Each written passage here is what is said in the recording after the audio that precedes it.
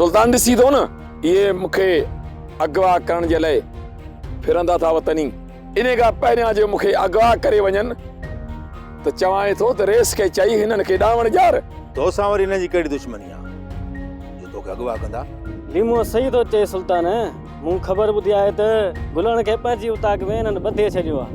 लीमा हली ॻाल्हायूं था दादा ऐं दादा खे ॿुधायूं था त हिन जो को बिलो करे।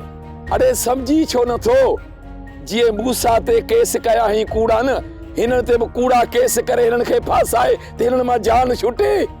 लीमा मूसा त हुयो ई ॾुहारी हिन जे मथां कहिड़ा केस हणो?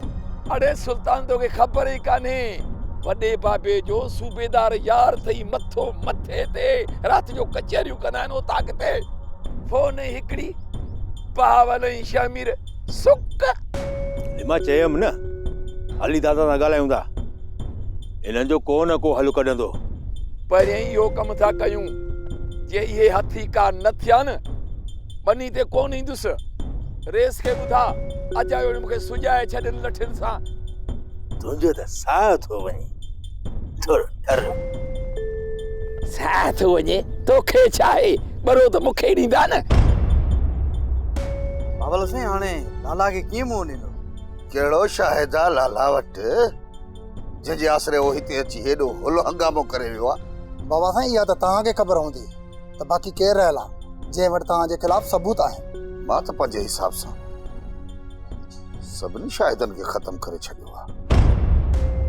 सोट वज़ीर खे अगवा करण वारा सिकंदर ऐं वरियाम हुआ उन्हनि खे त असां पूरो करे छॾियो। बाक़ी अहिड़ो कहिड़ो माण्हू आहे जंहिंजे कुल्हे ते पियो थो लाला एॾो कुॾे। लाला खे एतिरो हल्के में न खणो बाबल साईं किथे ईअं न थिए जो बाद में पछताइणो पए।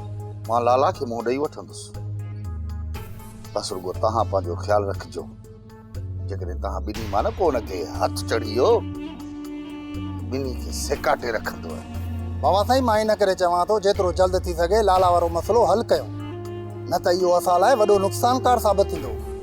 थोरो ज़हन ते ज़ोर ॾियो ऐं सोचो त अहिड़ो कहिड़ो माण्हू आहे जंहिं वटि असांजूं कुझु ॻाल्हियूं कुझु राज़ आहिनि। किथे ईअं त नाहे जो मरण वक़्तु सिकंदर लाला खे सभु कुझु ॿुधाए वियो हुजे? सलीम मोल माण्हू जी गवाही कम नाहे ईंदी न कोई हो क़बर मां उथी करे अची असांजे ख़िलाफ़ ॻाल्हाईंदो। जहिड़े माण्हू जी तलाश कयो को त आहे जंहिं वटि असांजे ख़िलाफ़ के सबूत आहिनि। हा बाबा साईं लाला जो दोस्त मिठल जेको हर वक़्तु असांजे पोयां लॻंदो आहे।